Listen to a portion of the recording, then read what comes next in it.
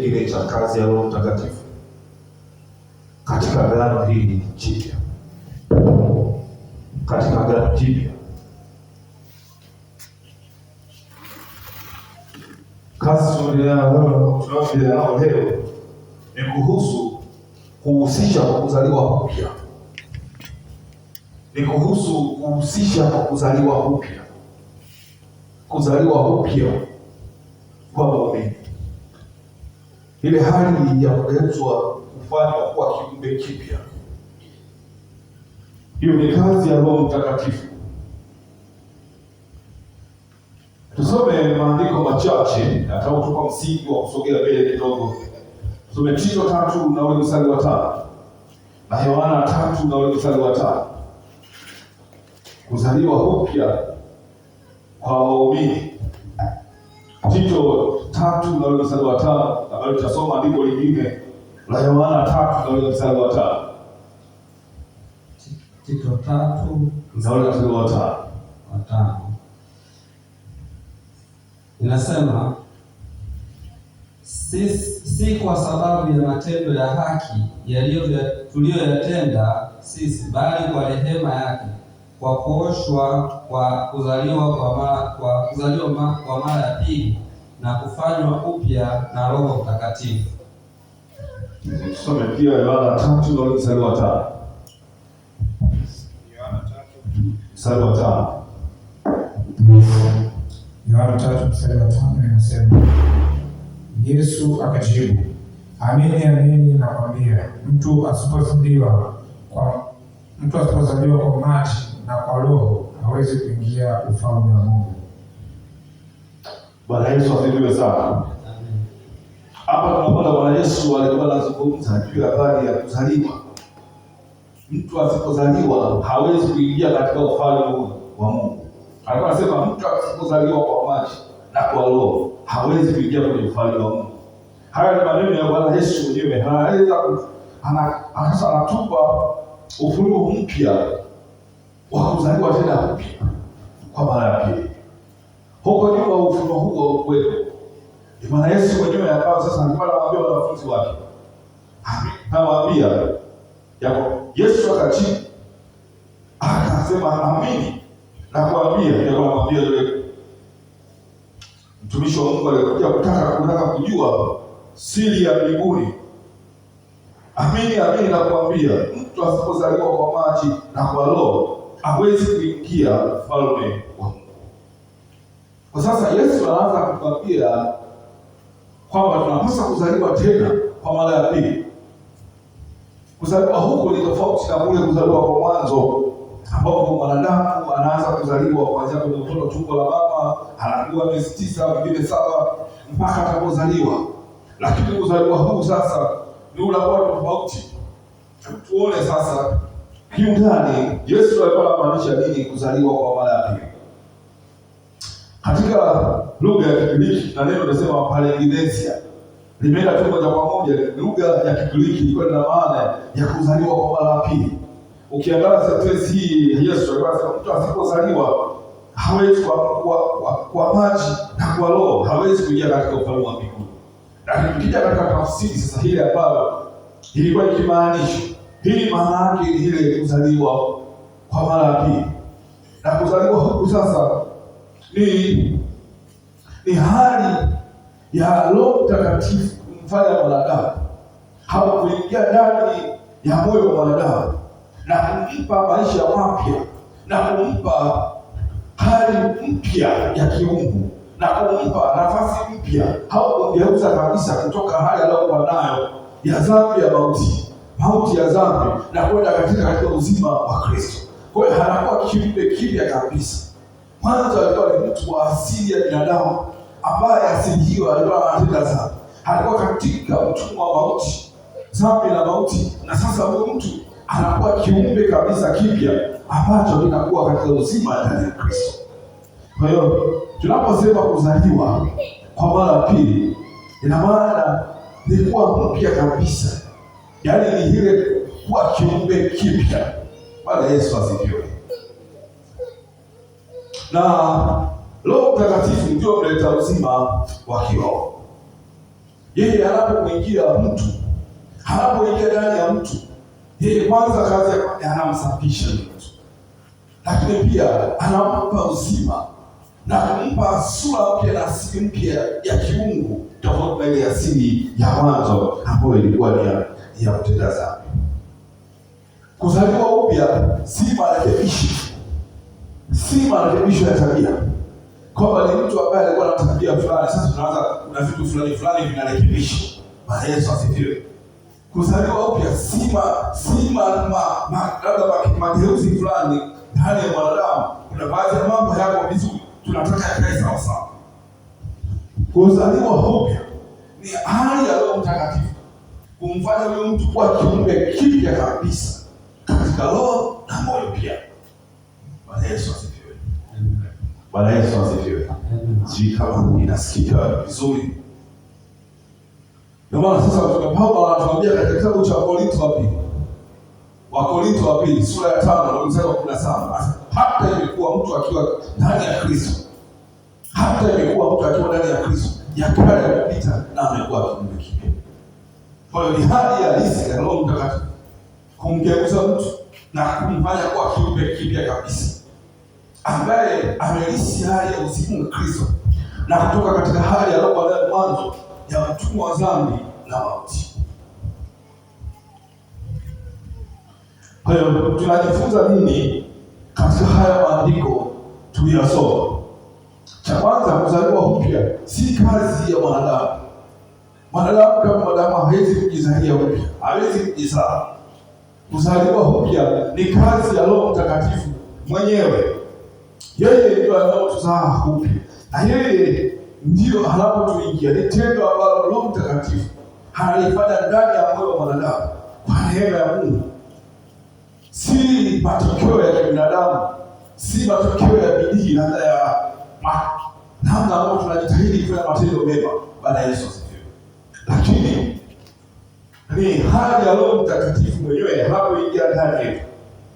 Sasa tukiosoma katika waraka wa kwanza ile Yohana 1:12 na 13, tusome kidogo. Yohana 1:12 na 13. Biblia inafunua siri kubwa. Yohana 1:12-13.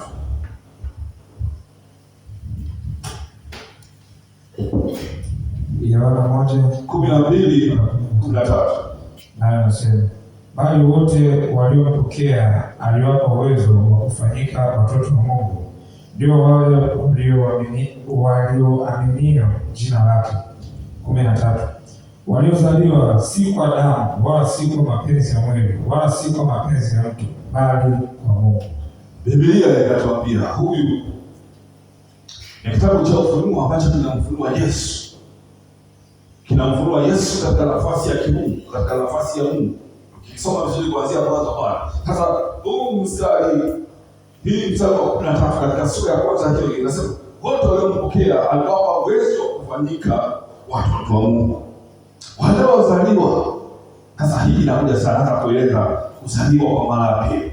Waliozaliwa si kwa damu, si katika mtiririko wa kawaida wa binadamu ambako mtoto anazaliwa, wala si kwa mapenzi ya mwili, wala mwili wote hujahusika katika kumzaa. Kwamba kazi ya mwanadamu yeyote hawezi kufanya hili, wala kwa juhudi ya matendo yetu hakuna mwanadamu yeyote ambaye anaweza akalisimamisha ili aweze kuzaliwa upya. Anasema wala si kwa mapenzi ya mtu, wala hakuna mtu yeyote anaweza akataka yeye ili aweze kuzaliwa, bali kwa neema. Anasema bali kwa mapenzi ya Mungu, bali kwa Mungu, bali kwa Roho Mtakatifu. Lakini kuna maneno hapa tumejifunza, turudi nyuma kidogo katika andiko tulilosoma katika Yohana 3 na ule mstari wa 5. Yohana 3 na ule mstari wa 5. Neno la Mungu linasema Yesu akajibu, nataka kuambia kwa wewe, Yesu akajibu, amini nakuambia, mtu asipozaliwa kwa maji na kwa Roho hawezi kuingia katika ufalme wa Mungu. Tunaona maneno mawili hapa, kwa maji na kwa Roho. Tuangalie kidogo kuzaliwa kwa maji maana yake. Kuzaliwa kwa maji ni ishara ya utakaso. Bwana Yesu asifiwe sana. Ni tendo ambalo ni lugha ya picha iliyotumika. Kama vile ambavyo unamuona mtu ni mchafu, labda amejiweka katika mchanga au matope mwili mzima, yale maji yanapomwagika, halapakuwa yale maji ameweza kuoga au kumwagiwa maji, ule uchafu wake unaondoka. Biblia inatuambia kwamba sisi tunaoshwa kwa neno la Mungu, kwa kadri neno la Mungu ambalo tunaendelea kulisikia limetoa tu picha ya ile maji, kuzaliwa kwa maji. Ina maana kwamba tunazaliwa, tunasafishwa na kuoshwa kwa neno la Yesu Kristo, na kadri tunapoendelea kulisikia ndivyo ambavyo tunazidi kuoshwa.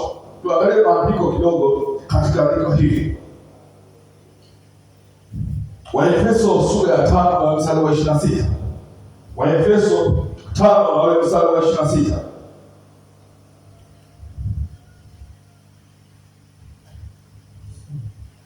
Waefeso 5 mstari wa 26 nasema, ili kusudi alitakase na kulisafisha kwa maji katika neno.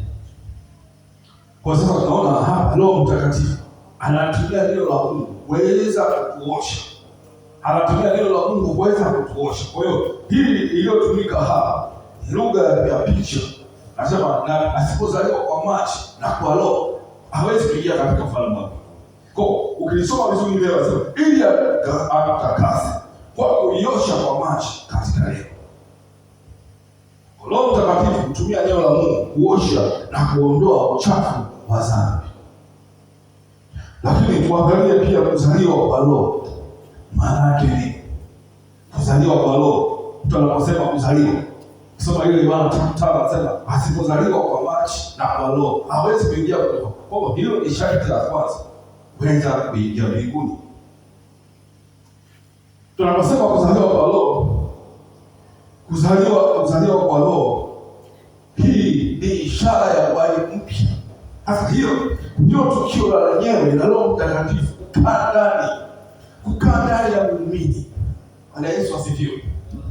Ni tukio lile lenyewe ambalo Roho Mtakatifu mwenyewe anakaa ndani ya moyo wa Kristo. Anapokaa ndani ya moyo wa Kristo, ndipo sasa Roho Mtakatifu anabadili ile asili ya mwanadamu ya kutenda dhambi, ile asili ambayo inalisi hali yote ya dhambi, na kugeuza sasa na kumpa asili mpya inayofanana na Kristo, asili ya kimungu. Ni hali ambayo Roho Mtakatifu anamhamisha huyo mtu anapoingia ndani ya moyo wa muumini, anamhamisha sasa kutoka kwenye ufalme wa giza na kumweka katika ufalme wa Yesu Kristo.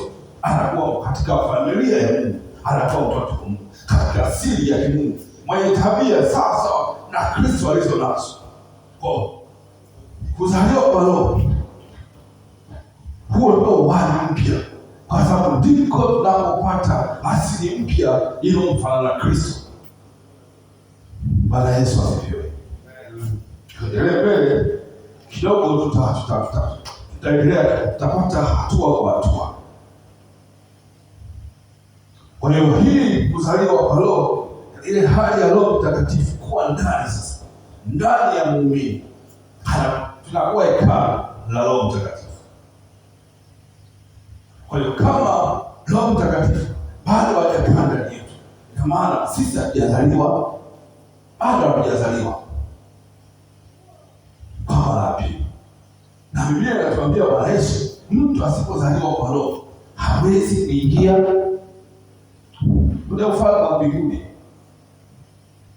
Kule kuosha kwa maji, tunaendelea kuoshwa kila siku, lakini tunaoshwa pale Roho Mtakatifu anapokaa ndani yetu kwa maji. Kwa neno tunapoendelea kulisikia, ndiko yeye sasa analitumia lile neno kuweza kutubadilisha, kuweza kutuosha, kuweza kutusafisha. Anatumia damu ya Yesu kuweza kutubadilisha. Roho Mtakatifu ni wa muhimu sana. Ndio maana sasa Paulo anatuambia katika kitabu cha Warumi 8:9, anasema mtu asipokuwa na Roho wa Kristo, huyo si wake. Tusome kidogo Warumi 8 na mstari wa 9. Warumi 8 na mstari wa 9.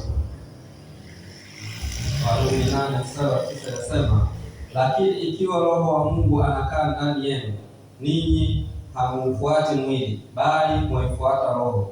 Lakini mtu awaye yote asipokuwa na Roho wa Kristo, huyo si wake.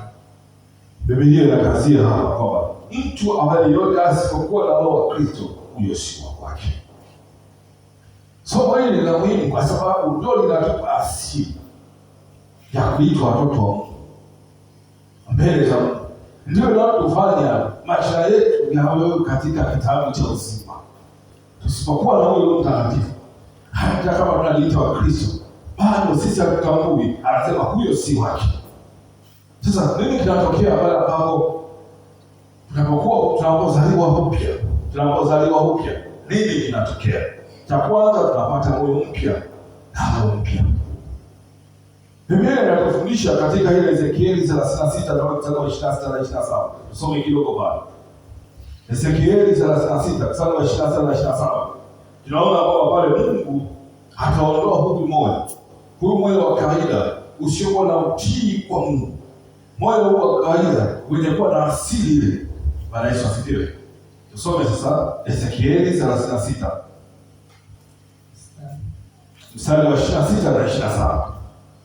Inasema Ezekieli 36 mstari wa 26 na 27. Nami nitawapa ninyi moyo mpya, nami nitatia roho mpya ndani yenu, nami nitatoa moyo wa jiwe uliomo ndani ya mwili wenu, nami nitawapa moyo wa nyama. 27. Nami nitatia roho yangu ndani yenu na kuwaendesha katika sheria zangu, nanyi mtazishika hukumu zangu na kuzitenda. Kwa hiyo sasa huyu ni Mungu Baba mwenyewe anazungumza. Ezekieli huyu alikuwa ni nabii Ezekieli. Anatuambia sasa hapa kwamba Roho Mtakatifu anapokuja ndani yetu, nini matokeo yake? Ni kwamba tunapata ule moyo huu tulio nao. Haui tena huu moyo unabadilika. Anatupa moyo mpya. Huu moyo mpya ndio ambao utakuwa unashika zile sheria za Mungu. Kwa hiyo kumbe tusipokuwa na moyo mpya, Biblia inatuambia kwamba hatuwezi kushika sheria za Mungu. Haiwezekani. Sasa huyo moyo mpya anasema nitawapa moyo mpya, kwamba tayari tumepewa badiliko la moyo mpya. Lakini anaishia anasema nitatia na roho yangu. Roho Mtakatifu atakaa ndani.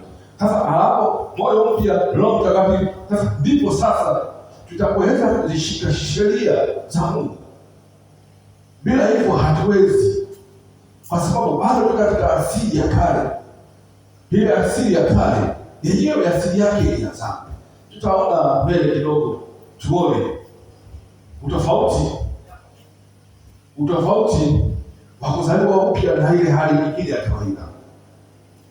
Lakini tunaona kwamba tunapata asili mpya ya kiungu. Soma Petro wa pili 1:4. Asili mpya ya kiungu. Petro sura ya kwanza mstari wa 4.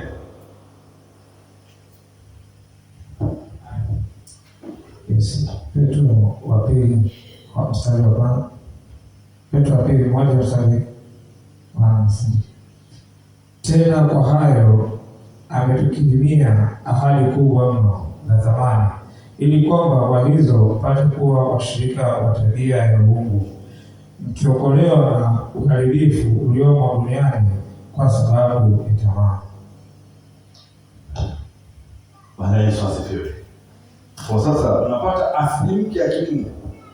Tunakuwa washirika wa asili ya Mungu. Tusipokuwa na Roho Mtakatifu hatuwezi.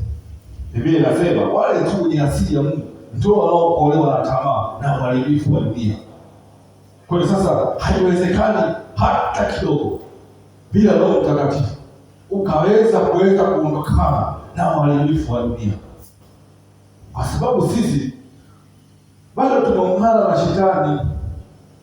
Tusipoungana na Roho wa Mungu, sisi bado ni shetani na matendo yake yale, hata kama tuna sura ya Ukristo. Bwana Yesu asifiwe.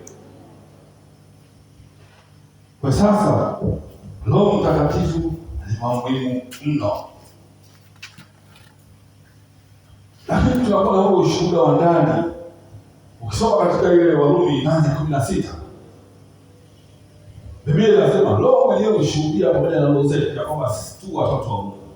Kwa hiyo ndani yetu tunakuwa na ile hakikisho kwamba sisi si tu watoto wa Mungu, kwa sababu yeye anakaa ndani yetu na yeye tunamsikia, yeye tunazungumza naye, uwepo wake huko ndani yetu. Si tuko lakini tuko naye kila wakati. Kwa hiyo tunakuwa roho zetu pamoja na Roho Mtakatifu. Roho Mtakatifu ndiye anatushuhudia ndani kwamba sisi tu watoto wa Mungu. Sasa tuangalie mambo ya muhimu kidogo kati ya mageuzi tofauti kati ya mageuzi ya tabia na kuzaliwa upya. Wengi wamekuwa na mageuzi ya tabia lakini bado hawajaweza kuzaliwa upya. Wanajua kwamba mageuzi ya tabia ndio kuzaliwa upya. Sasa tuangalie, twende hapa kiundani kidogo tuone utofauti wa kuzaliwa upya na mageuzi ya tabia. Na wewe sasa utakuwa unajipima, Roho Mtakatifu atakuwa akikushuhudia ndani yako uko kundi gani.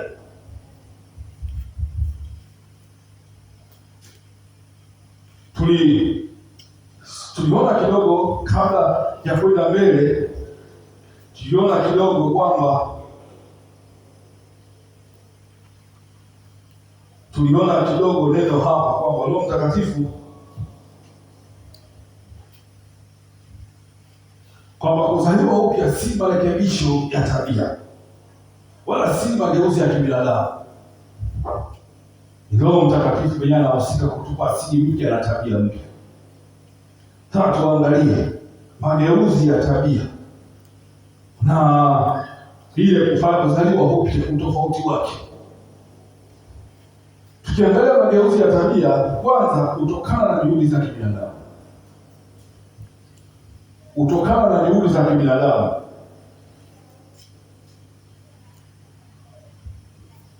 Ni pale sasa tunapotokea unakuta mtu ni Mkristo, ameamua kumpokea Bwana Yesu lakini si kwa moyo mmoja. Bado hajaamua kusimama kwa miguu yake miwili.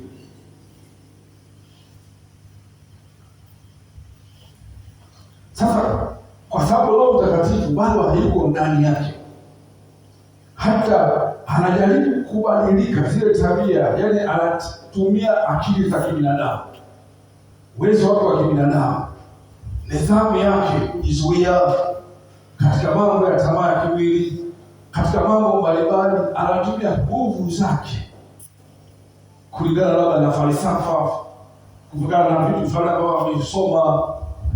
Bwana Yesu, uzoefu wa kibinadamu. Bwana Yesu asifiwe sana. Hata nguvu zake mwenyewe, ili kuweza kujaribu kuishi maisha matakatifu. Bwana Yesu asifiwe. Ni yeye mwenyewe, sio Roho Mtakatifu. Yaani bado ile asili iko vile vile, bado ana asili ya ile asili ya kibinadamu ambayo imeungana na Shetani.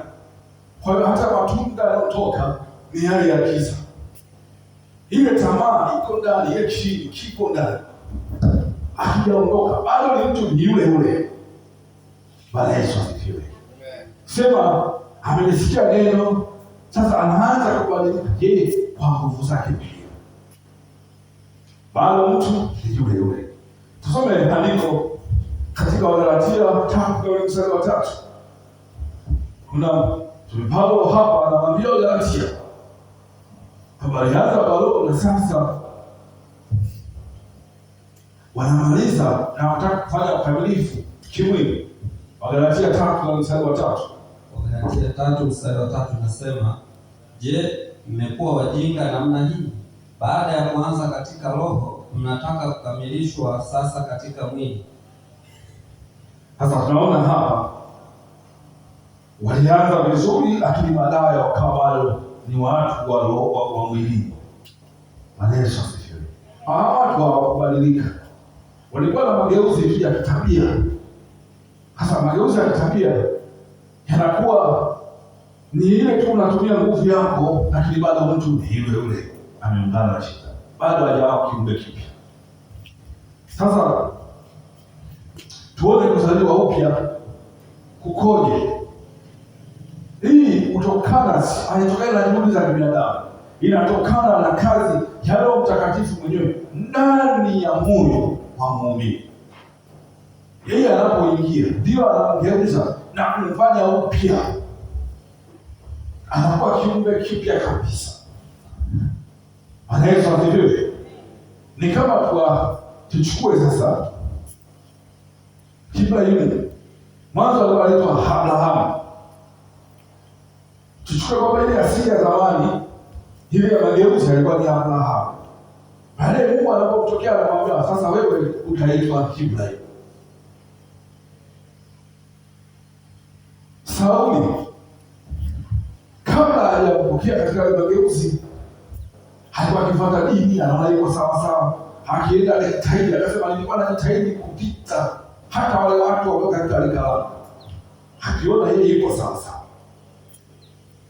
Lakini sasa Roho Mtakatifu tunapozaliwa upya, hii inatokana na kazi ya Roho Mtakatifu mwenyewe, anaingia ndani yetu sisi, na akishaingia anatubadilisha kutoka Sauli kwenda Paulo, kutoka watenda dhambi, sio tena kujitahidi kujizuia kwa mwili, ila tu kuna ile asili, tunakulisi ile asili ya maisha, tunakuwa shirika wa tabia ya Mungu.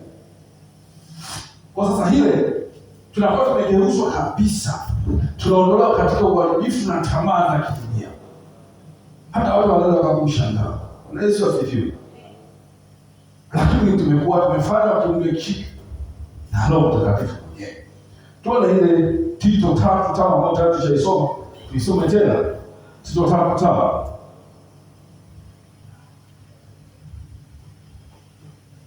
Tito 3:5. Tito 3:5 anasema, si kwa sababu ya matendo ya haki tuliyoyatenda sisi, bali kwa rehema yake na kwa kuoshwa kwa kuzaliwa kwa pili na kufanywa upya na Roho Mtakatifu. Unaona, sasa Biblia inatofautisha, si kwa sababu ya matendo. Na Yesu asifiwe. Kwa hiyo kumbe mtu anaweza akawa na matendo mema, lakini yanatokana na ishara za mwanadamu mwenyewe. Huyo mtu bado ni yule yule, bado ana asili ya dhambi.